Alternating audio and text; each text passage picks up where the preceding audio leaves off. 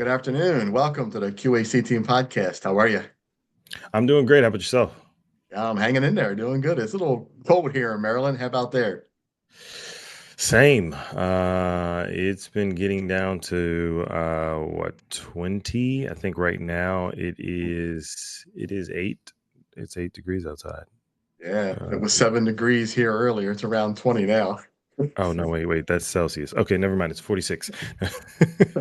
46 here. I Low of love like it. 28. So You had me fooled, man. I'm like, wait a minute, you're in Texas, right? Is it that cold in Texas? yeah. I was actually just in Maryland Oh, cool. over the Christmas break. I went Nice. snowboarding. Yeah, very Yeah. cool. Well, let's get started and tell the audience who you are and what you do. My name is Arias Websterberry. I am a entrepreneur. I am an author. I'm a speaker. I'm a digital marketer. I love all things business, and I love helping entrepreneurs generate leads for their business, and more importantly, turn those leads into dollars. Yeah, love it. Love it. We need to stay connected. I'm loving it. So, why'd you Indeed. decide to be a business owner? Let's tell us a little bit about what drove you to where you are. Um, I I've always wanted to be a business owner Yeah. since I was a teenager. I started my first business when I was like 10. Oh wow. uh, it was a dog walking business, and it lasted all of like 3 hours. I was knocking on neighbors' doors, asking them if I could walk their dog for $5. I think I made like $20 or $30, and I went home and told my mom, and she's like, "Where'd you get this money from?" And I said, "Whoa, I went and walked dogs." And she was like, "Dogs? We don't have a dog." And I was like, "No, no, no. I went to our neighbor's house and I knocked and I told them I walked their dog." She said, "You went to strangers' houses and you asked them? Are you out of your mind? You could have been kidnapped, you could have been killed." And she freaked out. And she was like, "You will never do that again." So yeah, my first business, it was profitable, but it ended as soon as it started. So yeah, I grew up in the early 2000s, right? And that was like the golden age of the Maverick CEO, the Steve Jobs and the um, Warren Buffetts and the Donald Trumps and the Diddy's and the Russell Simmons of the world, right? All The of big these, names. Yeah. yeah, yeah, Yeah. Richard Brunson. Um, you have um, all these amazing CEOs that have big personalities and stood in front of their companies, right? Yeah. And they were um kind of my heroes, my idols, right? Like, wow, these guys are, changing whole industries. And that's something that was really attractive to me. And it's something that I was like, I can do that. I can see myself doing it. Yeah. That's great. So, tell us a little bit about what drove you to your industry. So, why'd you choose this industry? Uh, I I was a I started throwing parties in high school, and then in college I threw some parties. I ended up getting into nightlife, doing promotions for in nightclubs. And I kind of got into small concerts and bigger concerts, and eventually I got into festivals. Nice. My largest event being at the LA Sports Arena for like 17,000 people. We had Janelle Monae and Ludacris and Common and Mixmaster Mike from the Beastie Boys and a ton of other artists. Oh wow. And that was my first chance to like get to do marketing holistically. So I was an executive producer for this event. It was called Hip Hop 101 Music and Arts Festival. But I got to create and negotiate contracts for billboards. I got to deal with radio stations and negotiate for radio spots. I got to help us, create commercials and get them on TV. I had street teams all over the city putting up, handing out flyers, putting out posters. um, I truly got a holistic, like my arms all the way around, like a really full campaign, like a regional campaign. Right. Uh, and it was amazing, and I remember standing on stage and realizing like all these people had come from Nevada and surrounding states and cities because of something that we thought up, something we dreamt up, and the marketing was what brought them in. So that was my first taste of marketing, and I ended up moving back to Dallas, and I went to work for a digital marketing firm, and the rest is history. Right. So you're working for yourself now. You're self-made entrepreneurship, and the ship is steering in the right direction. Yeah, we are a Great. long way from me freelancing once I left that digital marketing agency, which was Reach Local at the time. They've rebranded, but Yeah, now I head Websterberry Marketing. We're a full service agency. We've been around for about 8 years. I've got a staff of 20. We've got hundreds of customers in different cities and states, a couple internationally. Yeah, we've got multiple departments, and that's one of a couple of my companies. So that's yeah. great. Yeah. Yeah. So tell us about some of the challenges you faced. Starting as a kid, the whole dog walking thing didn't work out, and then you got into this marketing with all these big people. So tell us about some of the challenges you faced when you transitioned from working with those guys and now coming and doing your own thing. Oh, they're innumerable. Figuring out how to work in my business and also on my business, right? How do I Yeah, get new clients and service them? How do I create systems so that I can not be the only one in my company? How do I hire? I was terrible at all of those things, right? Um, you know, I was good at sales. I had done sales for a really long time. I was actually a sales manager for a really long time. So selling people, no problem. But then it was like, all right, well, I've taken your money. Well, I've got to actually give you the crap I just sold you. So I have to stop selling and now I have to do the thing. And that was a big hurdle, like figuring out the balance between, prospecting and selling and, doing the work and also um, keeping clients happy, yeah, billing and chargebacks and marketing. All those different things were extreme. There were, I won't say extreme, but there were some hard lessons. There were a lot of hard lessons, and you know, every time it makes your contract with the client a little longer every time. a little It longer than has something expected. happen. You're like, hold on, I need to write a paragraph about that. There's got to be a line in there about that. I'm not going through that Yeah. again. But yeah, man, it's been a ride. I have started several companies. I've lost them. I've been bankrupt. I've been homeless. It's taken everything that I have to build this thing, to stay in it, to not quit, Yeah. to figure out and navigate my way through this thing called entrepreneurship. Yeah. And that's a thing that people don't realize. And, my co-host on my Friday at Four series, we talk about that. Entrepreneurship is not for everybody. It's hard. And you have your ups and downs, and it's never easy.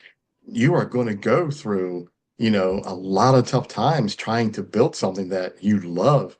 And if you don't love it and you continue to work in it versus working on it, it's going to be a hard success. Indeed, indeed. And that's, I love talking about this. I love talking about my failures. I love talking about the hard times because, the internet is riddled with gurus who, some 22-year-old kid who's driving a Ferrari who's like, yeah, I dropped out of college and I started this app and now I make $4 million a month and I'm now on this beach in Bali. And I'm like, get the flip out of here, bro. What are you talking about? You barely know how to wipe your anyway. Yeah. y- And it's interesting, right? Because people believe that stuff and they Yeah. think that they're the next sensation on YouTube or TikTok or whatever the platform's going to be. They really think that they can follow these people and they don't realize what's really behind it. Yeah. I mean, it used to be hard for you to display the trappings of success and wealth, Mhm. right? It was hard for you to be able to get a Rolls Royce or a Lamborghini to drive around, right?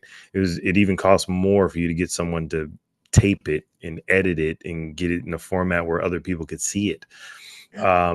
But now, you can get on Turo and rent a Lambo for, 700, 800, $1,000 for the day and pretend like, you can get on Airbnb Yeah. and some massive mansion, right? And it's like, oh, I got a Lamborghini and a $6 million mansion. I'm 22.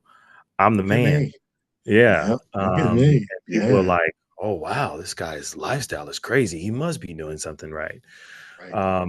It used to be to where in order to have these things, you truly had to work and toil for years in cut your teeth and really figure Yeah. this thing out. And now a lot of people are just, they do the shortcut. They get the things that make it look like they're successful. They fake it till they make it. Take And, it till they make it. they Yeah. they scam a lot of people in the process. So I mean, not everybody does. Some of them are truly just trying to, get some people to pay attention to them, and they actually do the work. A lot of Right. these guys out there, they're grifters at Yeah. best.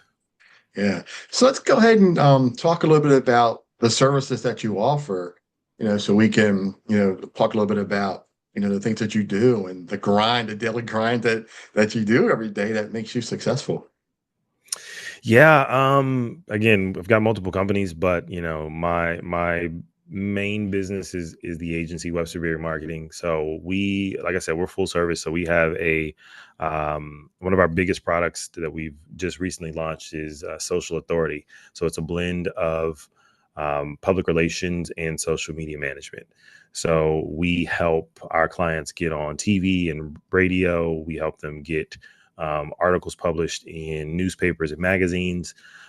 We help them get on podcasts, and that helps them to establish their credibility, their expertise. It allows them to display their depth of knowledge, and it allows them to garner third party validation.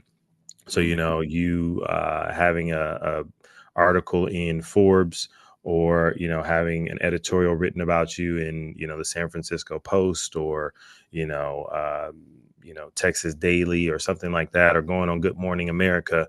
Those things allow people to realize that, hey, they obviously did some kind of due diligence on you in order to figure out who you are. And if you weren't someone of note, or you didn't know your stuff, they wouldn't be wasting their time on you. Right.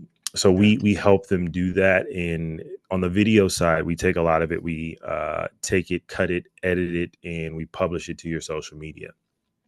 We also write scripts for our clients, and then they record all that. They send it over to us. Again, we edit it, and then we handle all the scheduling and publishing through their social media. So it allows them to kind of feel relieved knowing that, one, their name is circulating. They're getting traffic to their website. They're getting notice to their brand and their offers from highly credible sources.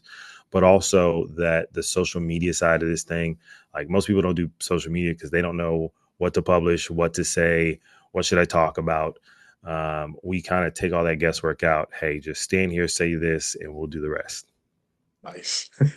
Yeah. That's very cool. Yeah, social media, that's a whole animal in itself, man. Whew, I struggle with that. I'm trying. I'm still learning. And I was talking to a guy yesterday about it. I'm still learning what I want my niche to be on social media since my business is so unique in its own way. I'm Hmm. trying to figure that out, so I'm still working on how I want to push myself, but I'm using my podcast, and using some snippets and things like that to show people what I'm doing, how I'm doing things, and I'm working Yeah. on the show called Chasing the Stars, to where I showcase businesses. I take your top reviews, your bottom reviews, put it together, I'll make a visit, and then I compare what we see the noise online to what I find professionally as I go in and make a review of your business. So, and I I like make it. videos about it. Yeah, it's really cool. Working on my second episode now, and we'll see. See where it takes. But that's the meat and potatoes of what I do. So Congratulations, man. That's thank not you. that's not easy, right? Just trying to come It's up with not. an idea and then executing is tough. Yeah, it took me 2 months with my daughter to film the first one. and it was four businesses involved. The second episode should be out by the end of this month, maybe the 1st of February. I'm trying to get it done by the end of January. The Okay. weather hasn't been permitting, so it's been a little challenging, but Hmm. I'm trying to get my second episode done pretty quickly. And that's going to be one business. So I want to showcase one at a time, That's what I you was know. about to say. I was like, man, Jim 4 into 1, man, you just robbed yourself. You're like half a season in already, and you put it in one Well, episode. the reason I did it the way I did was I wanted to showcase that my show is it can help any business. It's not just about restaurants Yeah, or a hotel or whatever. I'm showing that my business can be with any type of business. So that's why I did it the way I did it. So gotcha. now I can, because my pilot was just all about my business model. Now I'm going to go into depth of each business and how I do what I do. That's what I want to do. That's So awesome, man. I can't wait to see it. Send it over, man. I'll definitely take a yeah, look. we'll do. Yeah. Yeah, we'll do. So yeah, I'm glad I got a chance to talk to you, and I'm really curious in your business, what you do. So, what are your expectations for your business in the next year or two? What are you guys hoping to accomplish? Oh, we've got massive goals, my friend. Yeah. Massive, massive goals. My team, they're gonna watch this at some point because they're probably gonna edit and clip it and all this different stuff. But Uh-huh. uh, I am I'm a numbers guy, so everything I do, I attach a number to it. If it doesn't have a number, then I can't assign a value, right? Yeah. Um, so we are looking to triple our revenue this year. We are the way things are moving this month. We are on track. I mean, it's the first month of the year, so we'll see. But we are on track to triple our numbers. I've created a stated goal for all of my companies. I've got three, and they all kind of work in concert with each other. And my goal is to what we call the 100x impact. My goal is to help 1,000 entrepreneurs generate six figures in their business in 1 year. And 100 of those, I want to help them generate seven figures in their business in a year. And we're Nice. going to get that done by 2026. So we've got just shy of 2 years to get this done. So this year, I mean, it'll grow and it'll snowball, but I'm setting a goal of 500 customers that we help make six figures, and 50 that we help make seven figures this year. So we have some huge goals. We are forging ahead. We're already we've been nominated for an award this year as one of Great, the man. Congrats. marketing PR firms in Dallas. Mhm. We've got a couple of unexpected editorials that came out in various like CEO Weekly and Mhm. um, U.S. Business News and all that kind of stuff. So things are going great, man. We just picked up a senator as a client, um, and Fantastic. yeah, at a Yeah. TV station. We just picked up well, actually, we're in the middle of a deal with a TV station. We're like Hmm. 95% of the way. So, Right. yeah, we're going hot and heavy. There's no sign of stopping. We are going to go big or go home this year. Love it. Love it, man. You got some awesome goals. If I can Yeah. get from one figure to two figures, I'm gonna have a great year. You will, my friend. You got I'm working on you it. you got a great concept with that chasing the stars thing. I love the name, by the way. Thank you. I appreciate it. Yeah. So my goal was to get an RV and travel the country and run the show out of the RV. So that's my ultimate with this. Yeah. My plans have been, put on hold a little bit just because, things haven't panned out the way they're supposed to. But I'm a big believer in the universe will put me where I need to be when the timing is right. So I'm getting everything in order now, you Yeah. know. So I've got some lofty goals too, Absolutely, So man. Hey, as we all should. I can't wait to see the B-roll of the RV rolling down, the countryside and the tumbleweed and everything, and you pull into the next town. I can't wait.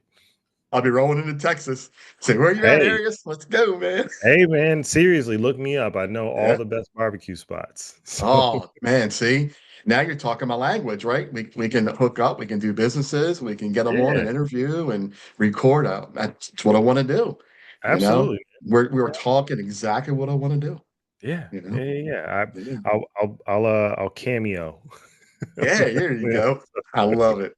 Chewing on a big piece of barbecue. Hey, Chuck. I love it. Oh man. So how do we contact you? How do we find you? Give us all the details. Oh man, I've got a couple sites. If you're looking for the agency, you can just go to websterberry.com. So Webster, like the dictionary, Webster, and then Berry, Berry. Websterberry.com, Websterberrymarketing.com, same thing. They go to the same place. If Okay. you are in need of advertising for your business, so social media ads, lead gen, if you need a website built, sales funnel, automation, PR, social media, we do all of that stuff. So Great. you can go there. For all my other businesses, my book, Content Cannon, you can go to my personal site, ariaswebsterberry.com. Again, Webster like the dictionary, Berry. Arias is Arias. Everybody spells it 12 different ways. It's got like one guy spelled it Aquarius once, and I was like, that's way too many letters. Um, Too so many. yeah. So Arias Websterberry, my entrepreneurship program and software launch ignition is on there. The book is available for purchase on there. My Websterberry marketing stuff is on there. Everything else we do. And if you don't want to go to the site, you can get the book on Amazon, Barnes and Noble, all Okay. those different things. So, and then if you just Google me, great thing about running a marketing agency is I'm not hard to find. My team makes it so that everybody knows everything about me, all the nitty gritty details. So, just Google me and you can find me.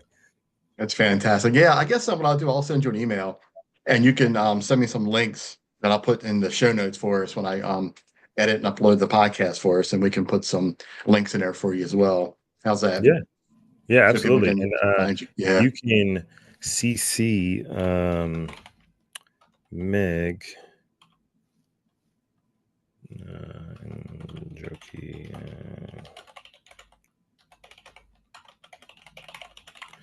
because my email gets full as crap and I miss stuff.